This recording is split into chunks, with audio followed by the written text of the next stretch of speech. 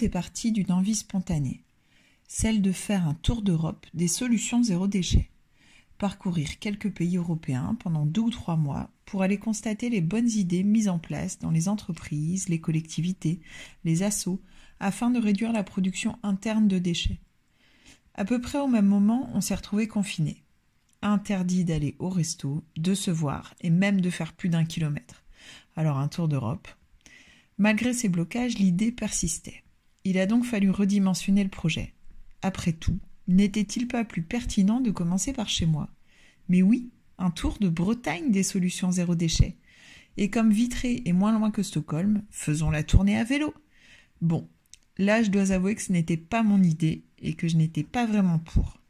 J'étais même carrément contre. C'était pour moi impensable de faire autant de kilomètres à bicyclette, moi qui arrive en haut de chaque côte avec les jambes qui flageolent, les poumons prêts à exploser et les yeux exorbités.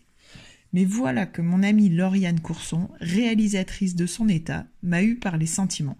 « Allez, c'est mieux à vélo, c'est plus cohérent avec ta démarche.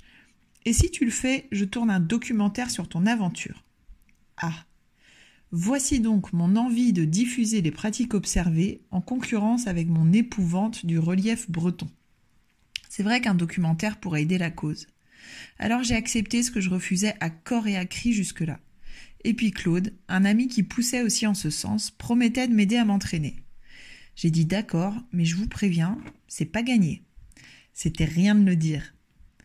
Avant de rentrer dans le vif du sujet, faisons un point vocabulaire. Zéro déchet. Le nom est mal choisi quand même.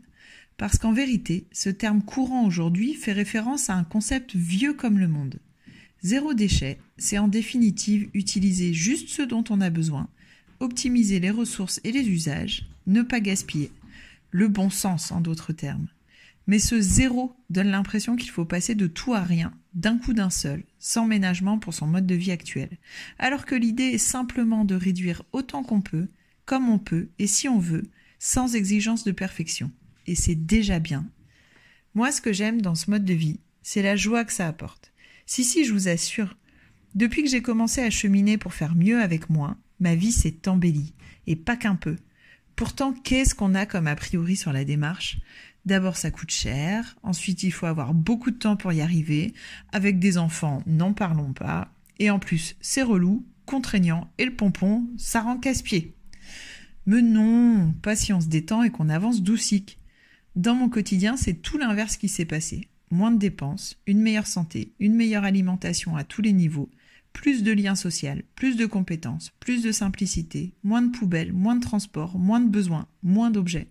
Et tout ça avec le sentiment très fort de contribuer à un bout de solution plutôt qu'au problème et d'être totalement aligné avec mes convictions.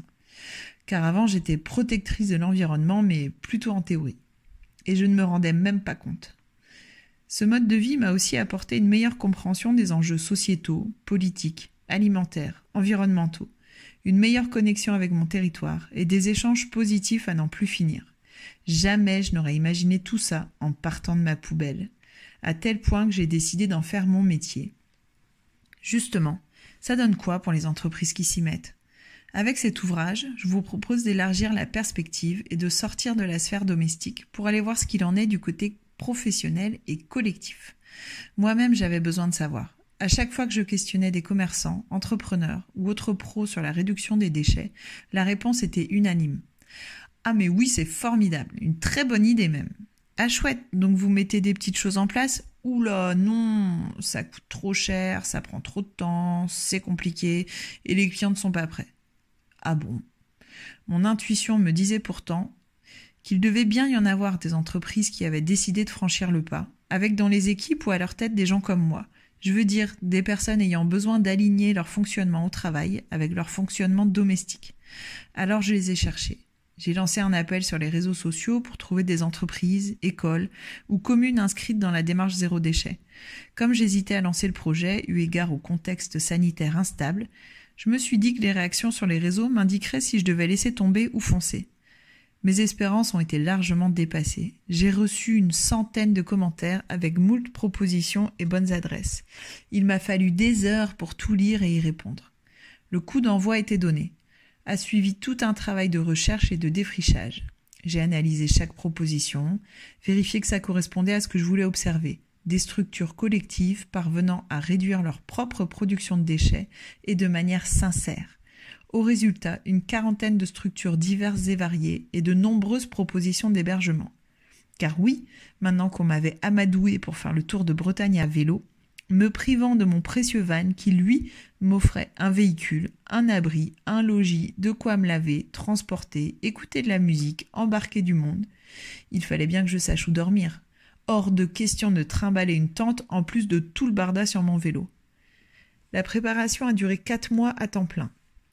Il a fallu trouver et répertorier les structures collectives à rencontrer, définir l'itinéraire, prévoir des étapes réalistes, trouver le matériel vélo, m'entraîner, communiquer, solliciter de l'aide, prévoir quelques hébergements pour démarrer, rassembler le matériel de travail, tourner des séquences avec Lauriane Courson. J'ai eu beaucoup de chance, j'ai été très soutenue dans cette phase. Peut-être que les gens avaient pitié de moi. Nicolas, des routes de la transition, m'a fabriqué un vélo sur mesure à partir de récup. La classe. L'entreprise Publigraphique, que vous découvrirez dans ce livre, m'a fabriqué des drapeaux et fanions sur des chutes de bâches. Le camping Auberge Naïko a financé une partie du matériel et la brasserie La Pinte du Rat était présente au départ comme à l'arrivée en tant que sponsor. Ils sont nombreux à avoir contribué au montage du projet. Je les remercie toutes et tous, vous les retrouverez en fin de livre. Et puis il y a aussi eu mon équipe d'entraînement, au moins une sortie d'une 30aine de kilomètres par semaine. Mais ce n'était clairement pas suffisant pour me préparer à ce qui m'attendait. Au moins j'ai découvert de nouveaux endroits par chez moi et j'ai été très fière de boucler des parcours de 35 km. C'est vous dire d'où je partais. Enfin, d'où nous partions, car nous étions deux, Mar et moi. Il s'appelle Mar, car en breton, vélo se dit Marhuarn, littéralement cheval de fer, mais c'était trop difficile à prononcer pour la plupart des gens. Alors c'est devenu Mar. Mar est donc un magnifique vélo de 14 kg, 35 une fois chargé, très confortable. Il est équipé de 4 sacoches rouges pour être bien visible, d'un poète-poète bruyant pour être bien audible, d'un rétroviseur pour bien voir ce qui se passe derrière et d'un joli drapeau pour la fantaisie. Lui et moi, on a parcouru 1400 km dans le vent et la pluie. Bon d'accord, j'exagère. 1387 km. On a fait le tour de la Bretagne à 5 départements en 2 mois jour pour jour. On a fait 40 étapes et dormi dans 44 endroits différents. Afin de suivre ces mouvements permanents, j'étais géolocalisée. Cela permettait non seulement à ma famille de savoir que j'étais toujours en vie, mais aussi aux différentes classes de primaire qui me suivaient de pouvoir nous situer, Mar et moi, sur la carte de Bretagne. Autre avantage de la géolocalisation, celles et ceux qui souhaitaient me rejoindre pour un bout de chemin sauraient où me trouver. Dans ce livre, je vous emmène à la rencontre de ces hommes et femmes qui mettent en place les fonctionnements de demain. Ils et elles viennent de métiers très différents, du public et du privé, se lancent tout juste ou sont là depuis longtemps, travaillent tout seuls, à deux, à plein. Ils et elles sont passionnants, accessibles, motivants.